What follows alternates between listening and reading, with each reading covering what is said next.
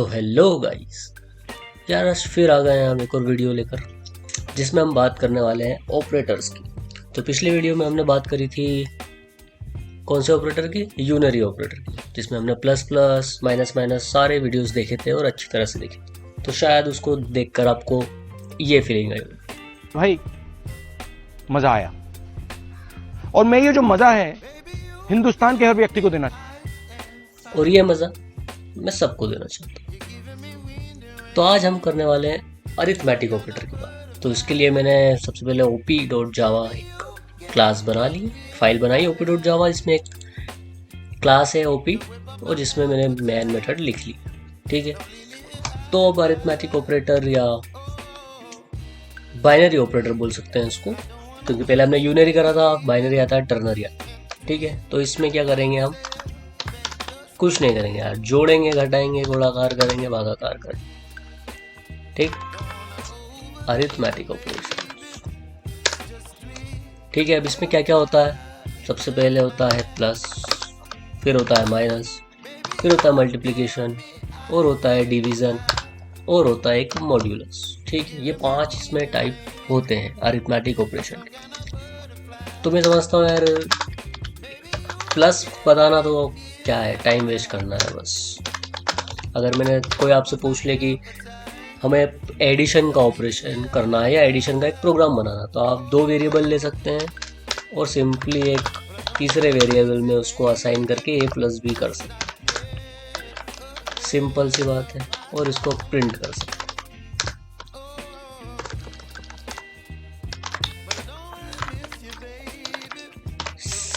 सी को प्रिंट कर दिया तो क्या वैल्यू आएगी, 30 आएगी यार। इसमें तो कोई इशू वाली बात है ही नहीं।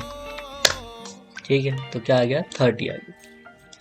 वैसे ही अगर मैं इसको माइनस करूँगा तो क्या आ जाएगा, -10 आ जाएगा। वैसे ही अगर मैं इसको मल्टीप्लिकेशन करता हूँ तो ये 200 आ जाएगा। ठीक, यहाँ तक तो कोई दिक्कत नहीं। लेकिन अगर मैं इसको डिवीज़न करता हूँ, सबसे मेन जो बात आती है वो आती है डिवीज़न और मॉड्यूलस की, कि अगर मैं इसको डिवीज़न करता हूँ तो क्या आएगा सी में। तो देखो, अगर ये पूरा पूरा डिविजिबल हो जाता है तब तो ठीक है। अगर मैं यहाँ पर 40 कर देता हूँ मान, तो 20 डिविजिबल बाय 40 कितना आ जाएगा, 2 आ जाएगा। ठीक, क्योंकि इंटीजर में ले रखी है वैल्यू। ठीक है, तो 2 आ गया। लेकिन अगर मान लो कि यहाँ पर 22 कर ली, तो जितना इसमें भाग जाएगा उतना इंटीजर वैल्यू इसकी आ जाएगी। जैसे इसका आंसर आना क्या चाहिए, अगर मैं 40 को 20 से डिवाइड करता हूँ, 22 से डिवाइड करता हूँ, तो 1.8 समथिंग कुछ आता। ठीक, लेकिन वो सिर्फ ये 1 जो है वो ले लेगा, क्योंकि अब ने इंटीजर में ले रहा। ठीक है, तो 1 आ गया। अगर मैं इसको फ्लोट में कर देता हूँ तो क्या आएगा, देखो तो भी 1 ही आएगा, क्योंकि इसको मैंने बाद में करा है। नहीं, इस केस में 1 नहीं आएगा। इस केस में अगर इसको इंट करता हूँ, दोनों को इंटीजर कर देते हैं, तो आएगा 1, तो आएगा 1.0, क्योंकि पहले उसने a डिविजिबल b कर दिया जिसमें 1.81 आया, लेकिन फिर उसने फ्लोट में कन्वर्ट करके 1.0 कर दिया। ठीक है, अगर मैं इसमें से इसको फ्लोट कर देता हूँ या इसको फ्लोट कर देता हूँ, तो वो फ्लोट में ही वैल्यू लेता है। ठीक है, तो 1.81 आ जाएगी वैल्यू। अब अगर मैं मॉड्यूलस कर देता हूँ, मान लो कि यहाँ पर मैंने इंटीजर ही लिया, अभी इंटीजर ही लेते हैं। ठीक, अभी क्या वैल्यू आएगी b की, b की वैल्यू 2 है, तो इसकी वैल्यू 20 आएगी c। ठीक है, 20.0, क्योंकि फ्लोट में था इसलिए 20.0, इसको भी इंटी कर देते हैं। ठीक, अगर मैं यहाँ पे मॉड्यूलस लेता हूँ तो क्या है, डिविजिबल में तो डिविजिबल वैल्यू आ जाती है। ठीक है, जो भी डिविजिबल वैल्यू होती है। इसमें क्या आता है, मॉड्यूलस में जो डिवाइड करने के बाद जो रिमाइंडर बचता है, शेषफल बचता है, उसकी वैल्यू आती है सी। ठीक है, अब साइड में आपको दिख जाएगा ये, यहाँ पर टेबल में देख लीजिए। अब ऐसे डिवाइड करेंगे तो जो शेषफल, जो रिमाइंडर बचता है, उसकी वैल्यू क्या होती है ये यहाँ पर आती है। जैसे मान लो यहाँ पर मैंने कर दिया, अभी 40 को मैं डिविजिबल करूँगा 2 से तो 20 पूरा के पूरा डिविजिबल हो जाएगा और रिमाइंडर 0 बचेगा। ठीक है, अब मान लो कि मैं यहाँ पर 41 कर देता हूँ। इस केस में 2 टू 4 और 1 रिमाइंडर बचा, राइट। 1 रिमाइंडर बचेगा, 40 तक तो चले जाएगा ये। तो यहाँ पर इस केस में क्या आएगा, 1 आएगा, क्योंकि रिमाइंडर क्या है, 1। ठीक है, तो डिविजिबल में जो उसकी इंटीजर में ली है तो इंटीजर वाली वैल्यू आ जाएगी। ठीक है, और अगर परसेंटेज साइन लिया है, मतलब मॉड्यूलस बोलते हैं इसको, तो उसका रिमाइंडर वैल्यू है।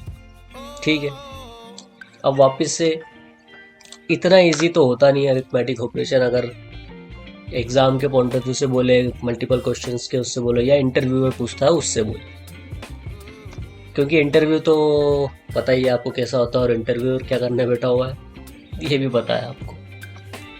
तो इसलिए यहाँ पर कुछ क्वेश्चन ऐसे आते हैं जो ट्रिकी होते हैं। ट्रिकी मतलब क्या बोल सकते हैं अपन, मान लो कि ये सी भी हमने कोई सी वैल्यू ले ली 6 या 5, और यहाँ पर एक और वैल्यू ले ली D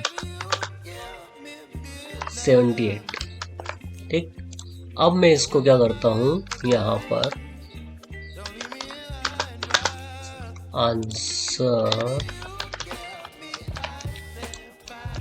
A plus B plus C plus D. ठीक, हाँ एक और बात, इसको बाइनरी ऑपरेशन क्यों बोलते हैं, क्योंकि इसमें 2 ऑपरेंड्स पे काम होता है। ठीक है, अब आप बोलेंगे कि यार 2 ऑपरेंड पे कैसे काम हो रहा है, 2 ऑपरेंड पे कैसे काम हो रहा है, इसमें तो 4 पे हो रहा है, तो इसको क्या, इसको क्वार्टर या क्वार्टरली ऐसा कुछ बोलेंगे क्या। ठीक है, हमने यूनरी की बात करी थी कि एक ऑपरेंड पे काम होता है तो यूनरी होता है। ठीक है, एक टर्नरी भी था जिसमें 3 ऑपरेंड्स पे काम होते हैं तो वो टर्नरी होता है। तो इसमें 4 ऑपरेटर पे ए बी सी डी, ये तो 4 हो गए, तो 4 पे क्वार्टरली बोलेंगे नहीं। ये काम कैसे करता है कि पहले ए प्लस बी वैल्यू रिजॉल्व होगी, देन उसका जो आंसर आएगा उसका वैल्यू प्लस सी होगी, और देन उसके बाद जो आंसर आएगा उसकी प्लस डी होगी। जैसे इस केस में अगर बात करें तो ए प्लस बी पहले हो जाएगा क्योंकि ए प्लस बी आया, तो 41 प्लस 2 कितना होगा, 43।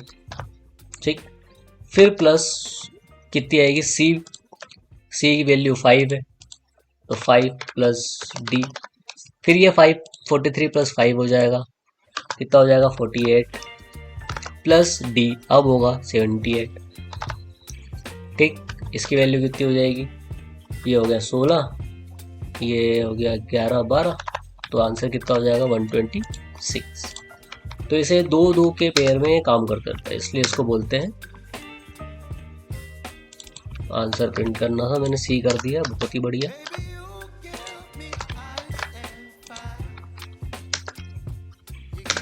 ठीक है, तो 126 आंसर आ गया। तो ऐसे काम होता है, इसलिए इसको बाइनरी में। तो एक और बात मैं बताना चाहता था कि हमने जब JVM JRE करा था तो JVM में बोला था कि जब भी एक क्लास लोड होती है तो उसके अंदर मेमोरी एरियाज बनते हैं जिसमें वैल्यू स्टोर होती है। ठीक है, तो ये वैल्यू कहाँ स्टोर होगी, जैसे पार्शियल वैल्यू भी तो कहीं ना कहीं स्टोर होनी चाहिए। जो 43 ए प्लस बी हुआ है, 41 प्लस 2 43। ठीक है, उसके बाद ये सारी वैल्यू अपेंड होगी, तो 43 भी तो कहीं ना कहीं स्टोर होना चाहिए, राइट। तभी तो वो मेमोरी से वैल्यू निकालेगा और फिर प्लस 5 करेगा, फिर उसके बाद ये 48 होगा, फिर प्लस डी 78 करेगा। तो ये पार्शियल वैल्यू कहाँ स्टोर होगी, तो मैंने तब भी बताया था, अभी भी एक बार रिवीजन हो जाएगा इसलिए बता रहा हूँ कि जितनी वैल्यू है वो स्टैक मेमोरी में स्टोर होती है। ठीक है, स्टैक मेमोरी होती है, एक हीप मेमोरी होती है, पीसी रजिस्टर्स होते हैं, ऐसी बहुत सारी मेमोरीज होती है। तो ये सारी वैल्यू स्टैक मेमोरी में स्टोर होगी। इंट है, 41 2 जो पार्शियल रिजल्ट आए हैं वो सारी वैल्यू। ठीक है, इंपॉर्टेंट आप पूछ लेते हैं इसलिए मैंने बता दिया। अब ये कैसे होता है, जैसे A plus B plus C plus D, अगर मान लो मैंने मल्टीप्लिकेशन कर दिया, ठीक है, यहाँ पर मल्टीप्लिकेशन कर दिया, तब आपका आंसर क्या होगा? फिर आप कैलकुलेट करेंगे कि a प्लस बी कितना हो गया 43, मल्टीप्लीकेशन c कितना है 5 और प्लस कितना है d 78, 7 कर देते हैं, 78 बहुत हो गया। ठीक है, ये हो गया। फिर इसका आंसर आएगा कितना आएगा 43 इंटू 5 कितना हो जाएगा अपना, कैलकुलेट कर लेता हूँ, 215 और प्लस d मतलब 7। ठीक है, तो इसका आंसर क्या हो जाएगा 222। ठीक है, तो क्या ये आंसर होगा? नहीं, आंसर तो क्या है 58। तो ये कैसे आया? तो यही एक ट्रिकी क्वेश्चन होता है जिसमें आप कंफ्यूज हो सकते हैं और इंटरव्यूअर पूछ सकता है कि क्या ऑर्डर होगा। ठीक है, तो आपने एक रूल पढ़ा होगा मैथमेटिक्स में, वही रूल यहाँ पर काम आता है, बोर्ड मास। ठीक है, बोर्ड मास रूल यहाँ पर काम आता है। अब बोर्ड मास का मतलब क्या होगा? देखो, सबसे पहले ब्रैकेट, फिर ऑफ, फिर डिवीजन, फिर उसके बाद मल्टीप्लिकेशन, फिर उसके बाद एब्स्ट्रैक्ट। ठीक है, एब्स्ट्रैक्ट करना मतलब घटाना, और उसके बाद सबट्रैक्ट मतलब ऐड करना। ठीक है, तो ये बोर्ड मास का रूल आपको ध्यान रखना। तो पहले क्या है यहाँ पर कि कोई ब्रैकेट है क्या? नहीं, ब्रैकेट तो नहीं है। फिर क्या चेक करेंगे? डिवीजन और मल्टीप्लिकेशन चेक करेंगे। ठीक है, डिवीजन और मल्टीप्लिकेशन चेक करेंगे कि क्या आ रहा है। तो पहले क्या आ रहा है b इंटू सी, तो सबसे पहले यहाँ पर b इंटू सी हो जाएगा, मतलब 2 और 5। तो इक्वेशन क्या बनेगी 41 प्लस 5 इंटू 10 मतलब 5 इंटू 2 मतलब 10, b into C plus D. ठीक है, अब इसका आंसर क्या आएगा वो चेक कर। तो 41 प्लस 7 48 और ये 58, तो आंसर क्या है 58। ऐसा ही आपको ये ध्यान रख के आंसर निकालना है।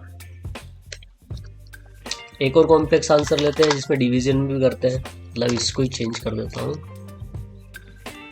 यहाँ पर इस बार डिवीजन कर देते हैं, यहाँ पर मल्टीप्लिकेशन कर देते हैं, और यहाँ पर एक और कर देते हैं प्लस 10 माइनस 50, है ना। ये तो बहुत सही है। ठीक है, तो इस केस में क्या आएगा? तो इस केस में देखिए पहले कि ये ब्रैकेट से क्या नहीं।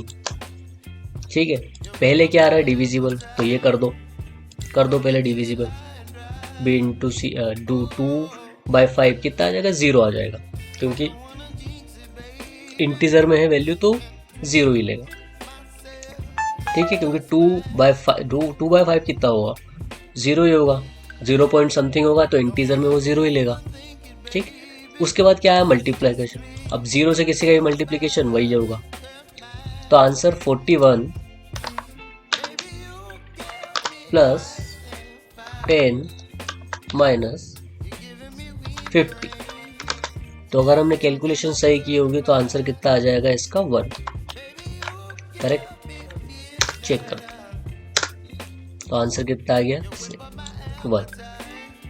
ठीक है, अब अगर मैं यहाँ पर आपको एक कंफ्यूजन शायद हो रहा होगा कि डिवीजन पहले लिखा है तो डिवीजन, अगर मैं मल्टीप्लिकेशन पहले लिख दूं और डिवीजन करूं तब क्या होगा, उस केस में क्या होगा? तो देखो, जो पहले आ रहा है ना वो मल्टीप्लिकेशन डिवीजन में से जो पहले आ रहा है उसको करो। जैसे b इंटू सी पहले आ रहा है मल्टीप्लिकेशन, तो b इंटू सी कर दो। ठीक है, तो कितना हो जाएगा 10। तो इक्वेशन क्या बनेगी अपनी 41 प्लस मल्टीप्लिकेशन करा अपन ने 10, फिर डिविजिबल d कितना है 7, 10 उसके बाद प्लस 10 माइनस 50, ये बना। फिर उसके बाद क्या आएगा 10 डिविजिबल बाय 7, तब अगेन क्या बना है 41 प्लस, अब 7 से अगर 10 को डिवाइड करेंगे तो रिमाइंडर नहीं, जो बचता है वो 1 आता है। ठीक है, कुछ 1 पॉइंट आएगा लेकिन इंटीजर में हमको 1 ही लेना है, प्लस 10 माइनस 50, सही है। अब कितना आएगा आंसर? 41 प्लस ये 51, 52 और ये 2, तो इस बार आंसर कितना आ जाएगा? 2। सही जोड़ा घटाया होगा तो इसका आंसर आ जाएगा 2, जो कि आ गया। ठीक है, तो जो पहले आ जाए उसको आपको सॉल्व करो। अगर हम ब्रैकेट ले ले, चलो इसको अगर हम b इंटू सी और ये ना करते हुए इसको और इसको ब्रैकेट में ले लेते। ठीक है, अब क्या आएगा आंसर? देखो अब ब्रैकेट आ गया तो सबसे पहले ब्रैकेट सॉल्व होगा। तो 41 प्लस 2 43। ठीक, फिर मल्टीप्लीकेशन है c, फिर डिवीजन है d, d क्या हुआ? 7 हुआ। ठीक, प्लस 10 माइनस 50, ऐसा कुछ होगा। ठीक, अब c की वैल्यू तो रखी नहीं अपन, c की वैल्यू रख देते हैं 5। अब देखो 43 होने के बाद मल्टीप्लीकेशन पहले आ गया, तो पहले ये कर दो। ठीक है, कितना आएगा वैल्यू? 43 इंटू 5 215। ठीक, डिविजिबल बाय 7 प्लस 10 माइनस 50। ठीक, अब डिविजिबल है तो क्या करो? डिविजिबल बाय 7 कितना आएगा? कुछ 30.71। ठीक है, 30.71, इसको अगर डिविजिबल करेंगे तो 30.7, लेकिन इंटीजर है तो क्या लेना पड़ेगा? सिर्फ 30, पॉइंट में आएगी नहीं वैल्यू। Plus 10 minus 50। ठीक है, तो ये आंसर कितना आ जाएगा? Final answer 30 plus 40, 40 minus 50 minus 10। ठीक है, मैथमेटिक है बस, और कुछ नहीं। तो कितना आ गया आंसर? -10।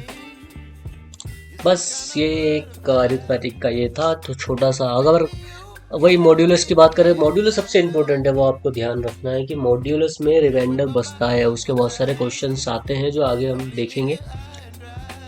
ठीक, उसके बाद हम देखेंगे कि क्या करना है। वैसे तो इसमें तो इतना ही है बस। अगर और क्वेश्चन लेते हैं अपन, अगर इंटरेस्टिंग क्वेश्चन ले थोड़े, जो पिछली बार भी हमने लिए थे। ठीक, इसको हटाते हैं सबको। अगर कोई आपसे कहे कि तो हम यहाँ पर अगर कैरेक्टर लें इंटीजर में, तब भी हम इसको प्लस माइनस कर सकते हैं। पिछली वीडियो में बताया था मैंने कि अगर इसको भी अगर प्लस करें हम कैरेक्टर को, और यहाँ पर ऐसा भी कुछ कर दें प्लस, तो भी ये ऐड कर देगा। और इस केस में क्या प्रिंट होगा? आज की वैल्यू 65 रहेगी CH की, CH A की, तो CHR में A जाएगा, प्लस प्लस प्लस CHR में क्या जाएगा? 66, क्योंकि ये पहले प्लस प्लस हो जाएगा, उसके बाद यूज़ करना है CHR, तो 65 का 66 हो जाएगा प्लस प्लस। अब इसकी वैल्यू कितनी आएगी? 131। तो इसका क्या आंसर आएगा यहाँ पर? अगर इसको हम कंपाइल करके रन करें तो आंसर क्या आएगा? 131। तो हम इस पर भी ये कर सकते हैं। बस याद रखने वाली बात यही है कि कैरेक्टर भी की आज की वैल्यू पता होनी चाहिए। ठीक है, और सारे कैलकुलेशन हम कर सकते हैं, मल्टीप्लिकेशन, डिवीज़न, जो भी है बोर्ड मास के रूल है यहाँ पर अप्लाई हो जाएगा। ठीक है, तो दैट्स इट, आज के लिए बस इतना ही। नेक्स्ट वीडियो में बात करेंगे और ऑपरेटर्स की। जब तक के लिए बाय।